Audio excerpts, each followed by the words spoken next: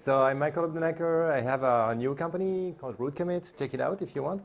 And I'm trying to promote my new Yocto course, by the way, so check it out too. Well, it's more for people watching this remotely, right? This talk is about testing, showing people. I guess this is no rocket science here, but showing people, convincing people that it's super easy to test the kernel of your choice, the bootloader of your choice, with OE and beat bake, because well, I'm going to prove it to you. So it's a series of quick instructions. Like for people who are still unconvinced, I will try like through 4 boards to prove them it's the same thing. It's how easy it is, and I guess it's hard to beat this capability, like to be able to override a recipe like that and just change a line, and then you got something that builds for a completely other different machine. That's awesome. So yeah, I'm going to show standard builds first. So yeah, no rocket science, but for people who are new, it's good to have like detailed instructions. So that's here the intended audience. So if you want for people who don't have the hardware, oh sorry, I should actually start my timer.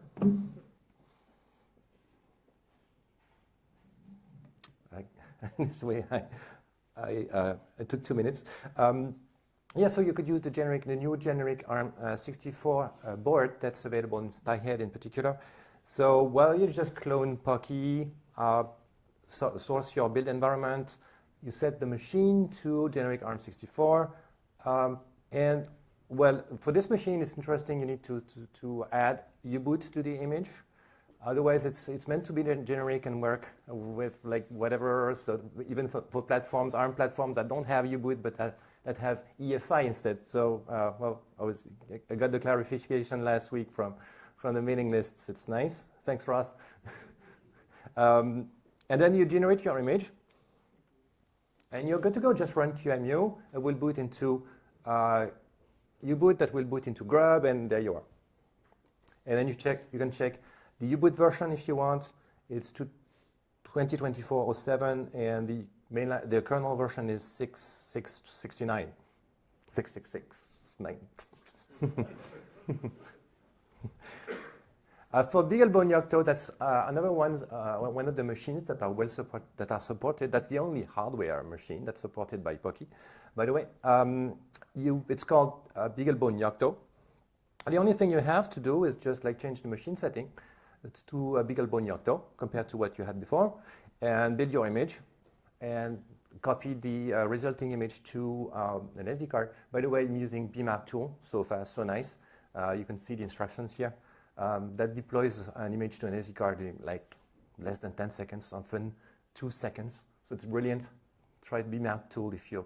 BMap tool actually takes advantage of the spaces between partitions. Like there's relevant stuff at the end of the partition images. So it just skips that and moves to the next one. So super fast to flash. And then specific instructions for the BeagleBone Black. You have to press, if you're booting from an SD card, you have to hold the user key. That's the button that's alone, like next to the USB-A port. You hold it, you enter the power cable, you release it, and then you boot on from the SD card instead of booting from the eMMC. And then you get you boot the releases and kernel releases, which are the same, essentially, more or less. Another board that's getting popular, of course, is the BeaglePlay. So in that case, you need more layers, of course, to support it, especially the MetaTI layers, MetaTI and MetaTI BSP. So I just show here that you clone those layers and add them. Here we're working with scarf gap because there are issues with StyHead, and master is not properly supported yet. So adding the layers is super easy. Use bit-bake layers, add layer, and you set the machine, you build your image, and there you are, BMap tool. So super easy, right? And the same sets of commands for all machines. And that's against the same instructions for flashing and booting, right? Raspberry Pi 2, super easy too. You just add the Raspberry Pi layer. Meta Raspberry Pi layer and set the machine to Raspberry Pi 5. And there you are, nothing special. What's good to have if you have a Raspberry Pi though is to have the debug probe. The debug probe helps because it matches the defaults of that board. Like you get with the debug probe, like instead of using the regular pins, GPIO pins for accessing the serial line, it's better because by default the bootloader just outputs messages in the serial line that's on the debug probe. So if you wanted to try this, it's easier to get the debug probe, like for example from Pimoroni or good companies like those. So yeah, that's easy. You get a TTY ACM0 port on your PC that connects to your board, and there you are. Nothing else. Before that, I had to use enable UART and things like that because I was working with the GPIO UART, but that's not necessary for the debug probe. So the takeaway here, to get started with OpenEmbedded and the Yocto project, super easy to create a reference image. You clone the build system sources, you define the machine. If necessary, you will add some BSP layers supporting the machine. And you just flash it and boot it, and that's it, right? Super easy to follow. And now, to build with the mainline Linux kernel. So here I'm not trying to replace useful projects like useful recipes like Linux Yocto, provide fragments and things like that you probably want to have for production projects. But just like, I just want to try out with my machine. I want to try mainline and see how it works. I want to contribute to it, or I want to try something, or I want to try a specific kernel configuration. Let's do it, right? So it's, again, super easy. So let's do it with generic ARM64.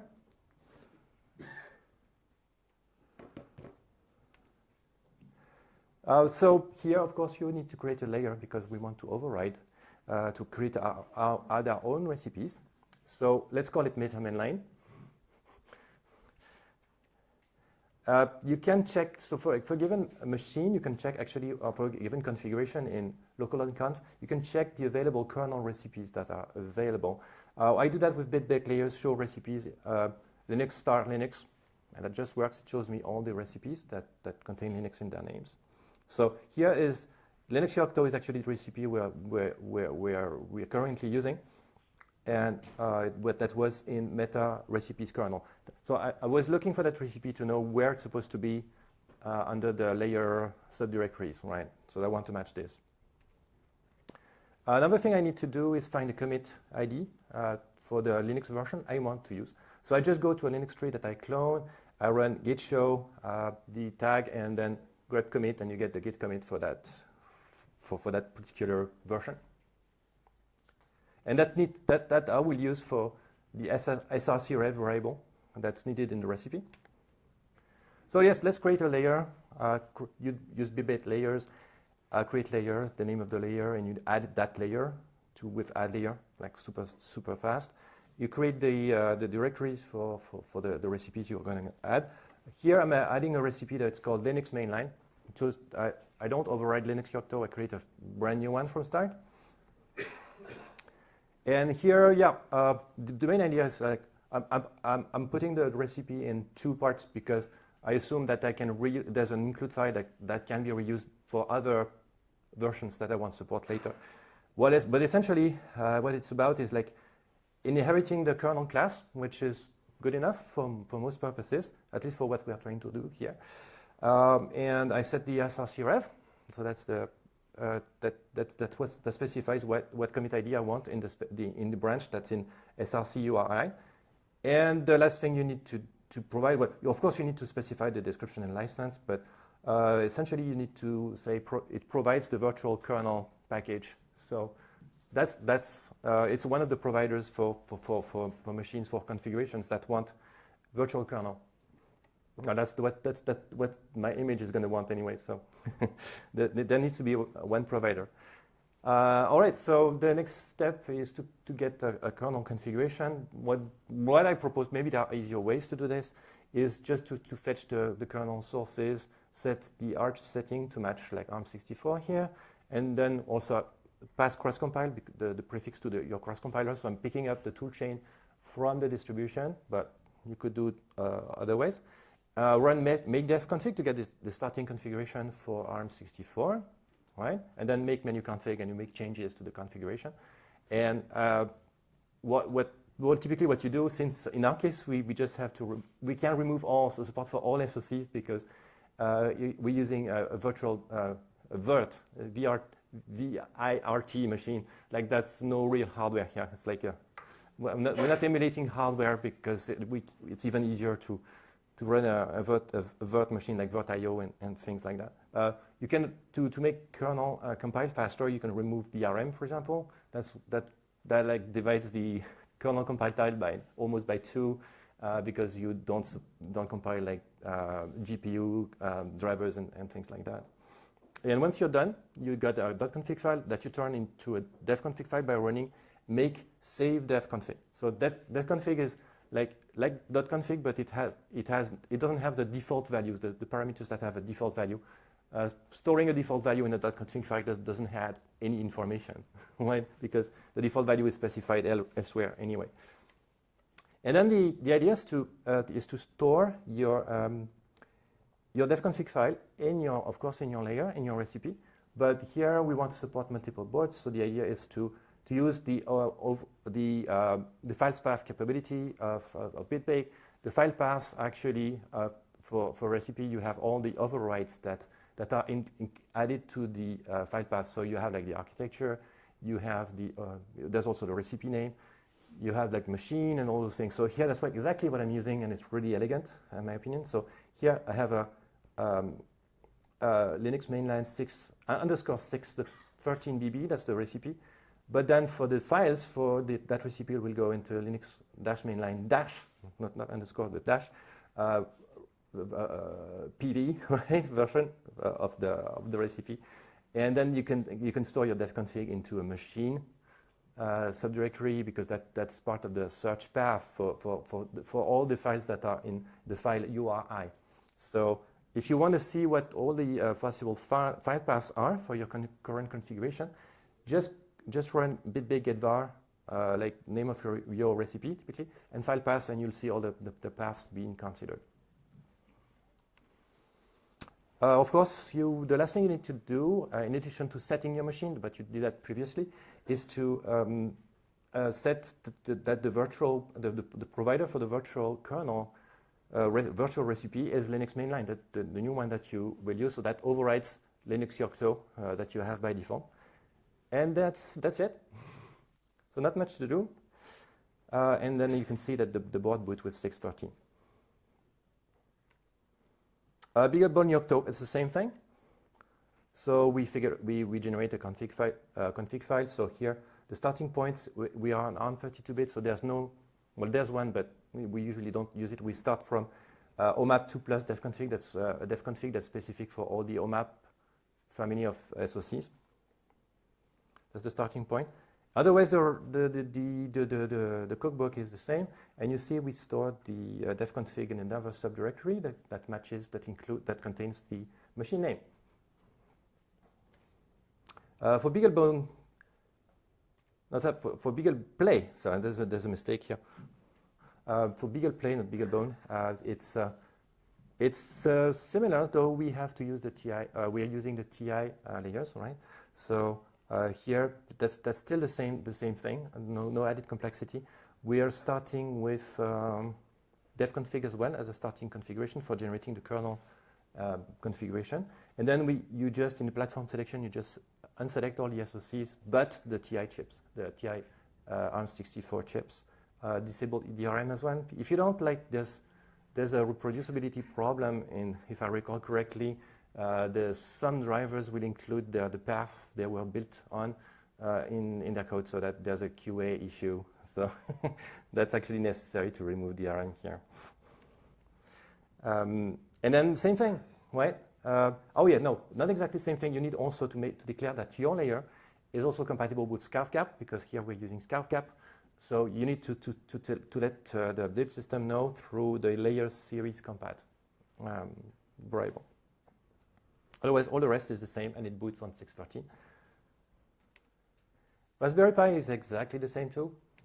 But yeah, so repeating things here, but it's for people who have a given board and you just can follow the instructions. Same thing, yes. So here you select, you unselect all SoCs except the ones with Broadcom SoC support. There's one particular thing that you have to do with Raspberry Pi is remove the, we're still using Meta Raspberry Pi, that's its own way of deploying the stuff and generating an image. We don't override this.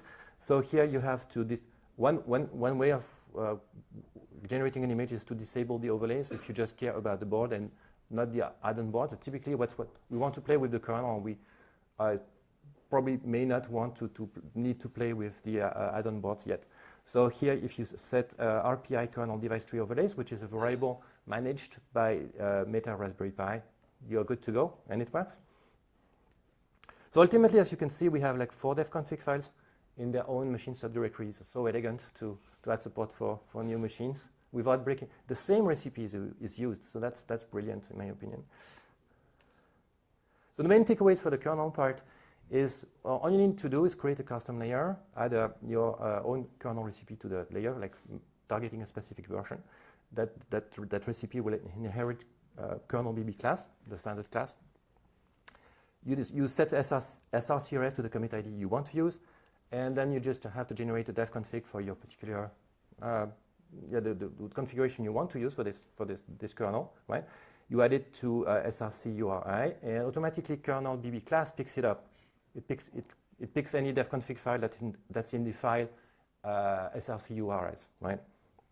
And don't forget to set in your image or in a preferred provider in local.conf, set the preferred provider for the kernel to match your recipe. Well, there are multiple ways of doing that, so you could have other ways of doing this, like with BB appends probably, but that's a simple way.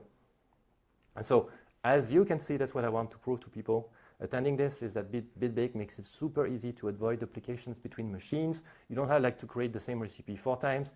Just use the same one layer and just add on a new dev config every time you want to support a new machine. So that's great. This is a generic recipe that I may publish. No, I won't publish it because the main takeaway is that all this I'm showing already exists in supported form. Thanks, Paul, who's here. So thanks to the chatting with him yesterday, I discovered he was making Meta Linux mainline. So that's brilliant. He tests that like you see every other day, every like week or twice a week. He tests this. We can talk about this at the end if you want, because that's a very useful layer that I haven't tested yet, but I will for sure. Now we can talk about U-boot. Well, bootloaders, but so far I just had success with U-boot. So for generic ARM64, it's the same philosophy, but we don't have a class for U-boot. So instead, we are going to reuse the includes that are in the standard U-boot recipes, right? So and the way the configuration is passed is a bit different. So you don't specify a given file, so you have to rely on a configuration that's available in the U-boot sources. So what I'm going to show is create a patch to add a configuration corresponding to your needs to the U-boot sources, and then we use this. This patch get at unpack time, well, the patch gets applied, and then you can refer to this configuration with the U-boot machine variable. We also need to, in the recipe that you're going to create, we also need to specify an R provides, because the core image minimal R depends on U-boot, so you need to use an R provide to say, I'm a provider for U-boot as well. Otherwise, that's about the same thing. I just copied the 2024-07 recipe and modified it using the same includes. You just have to pass the paths to where the standard recipe is, so it will find it in the other layers. That's the trick here. Just use the same path where the includes were in the other layer that defines those files. So otherwise, it's the same thing, same easy thing. So clone the U-boot sources to generate a configuration. So you just generate a dev config file. Ultimately, in the same way, it's the same build system as the kernel. and then you create a commit with, you add a new configuration to your sources, create a commit out of this, and create a patch from the commit with git for match patch -1 that generates a patch from the commit on top of the tree. And then if you forget, you also, since you are having a patch, you also have now to set the upstream status of the patch. Otherwise, you won't be able to build. That's a safety check. We don't want to have patches that we can't track. So like for a few versions now, it's mandatory to have patches with an upstream status. Here we put inappropriate. It's really it's not meant to be push upstream. So that's a patch that's irrelevant for upstream submission because it's our own stuff. And then in local.conf, as before, you just set the provider for the bootloader, for virtual bootloader, to your recipe. Right. And there you are. You can boot and see that you get the latest U-boot here. Super easy. So you see the same thing. Instead of having a dev config file, we just have like a patch. But that's not rocket science. And for BeagleBone Yocto, it's the same thing. So I just tell you that you start the configuration, generate a configuration from the AM335X EVM dev config. The name is a bit hard to guess. So for BeagleBone Yocto, that's this one. That's for the OMAP3 boards, right? So that's how you generate your configuration. Otherwise, all the rest is the same. So, and to make things simple, we keep the same patch file, so that all the recipes, the recipe always has the same patch file to apply whatever the machine. Other boards. So BeaglePlay Yocto, it's a little more work. I haven't gone through the end, so because the recipe for U-boot in MetaTI BSP is complicated because it builds U-boot twice, once for the R5 core and once for the A53 cores. So there's more work. It's a little more complicated, like just changing. I tried to change like the SRC, the SRCRF, but that was not enough. So you needed more work because it's a little more complicated to work with this recipe. And for Raspberry Pi 5, there's no U-boot, so that's even easier. I also tried, by the way, to run Barebox on BeagleBone Yocto, but I haven't finished yet, so I need to figure out how to use it. It's not officially supported yet by OpenEmbedded Core. It is. It is? In master. Ah, okay. Okay, it's weird that I didn't see it. Okay, I'll check with you. Thanks. All right, good news. I will add to my slides then. So key takeaways here. It's easy to move to a mainline bootloader too. And what I wanted to show too is that what applies for any recipe applies equally well for the kernel and U-boot recipes, unless they are really too specific. So just add your U-boot recipe to your custom layer, right? Since we don't have a BB class, you will include some includes from the original U-boot recipe. Figure out which SRC no_rev. That was my mistake, and I struggled a bit. No underscore. In the solution I propose, yes, the U-boot configuration is proposed as a patch. Don't forget to use preferred provider to point to your virtual your U-boot recipe instead of the default one.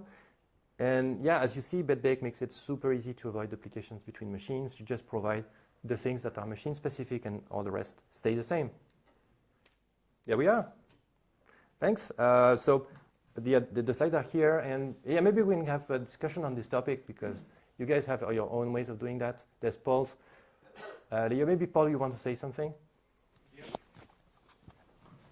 So for testing newer kernels, there's two existing solutions you can use.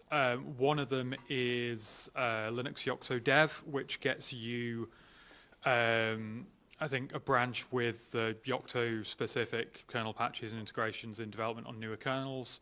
That's a good one to test against. If you want something that is pure mainline and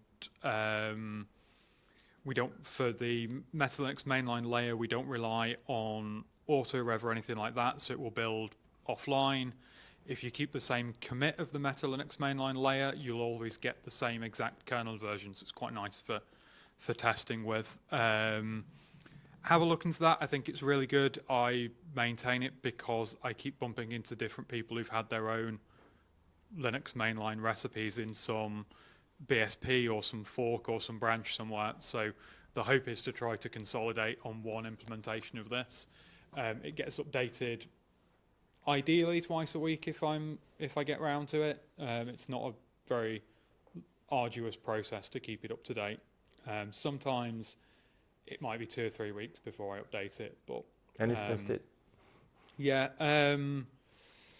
I'm also looking at doing a Meta U-boot mainline layer, but I haven't done yet. The difficulty is selecting what do we target and how do I make sure I'm happy that it's working, because the bootloader complexities vary so much between devices. I basically need like 3 clear days to sit down and get my head around it. That will happen at some point soon. If you want it to happen sooner, come and talk to me. Funding is always helps, right? Yes. So you use the full dev config for the kernel. Why not config fragments instead? I just want it to be simple. I just wanted to. I think the kernel class doesn't support fragments. It does? It does? Ouch. And I think U-boot recipe supports them as well. Ah, okay. Sorry, I just thought it was like in Linux Yocto specific added value. Good to know. Okay. About the fragments, only the kernel Yocto class supports it at the moment. So the normal kernel class doesn't support fragments. And for U-boot, is there a specific reason that you patch the file? Because as far as I know, it should also be possible to use dev config files for U-boot as an alternative to set the U-boot machine. I just had a look at the recipes and didn't find this, so I didn't even try. Yeah. I could have tried. Okay. And we also faced the issue with the missing class, or it was part of the upstreaming process of Barebox that, if the functionality is shared, it should not be an include file, but a class. So for Barebox, there's a Barebox BB class now. And maybe U-boot can follow at some time there. Nitpicking. No, I wouldn't.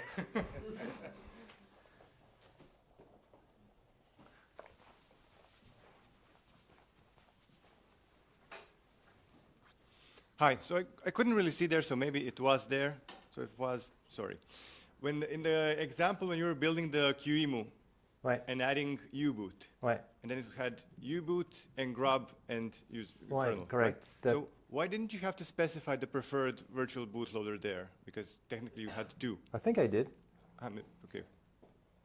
Then I guess I didn't see it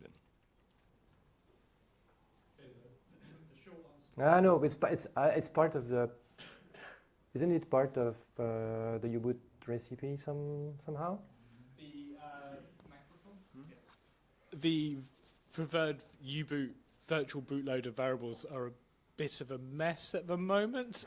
Speak to him, John, there, nodding. We're trying to hack this out and fix it. But there's various places where you don't always need a set, and sometimes you very much need a set.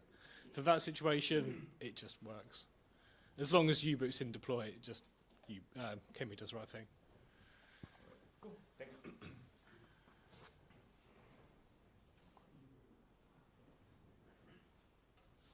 All right, all set? Well, thank you, guys.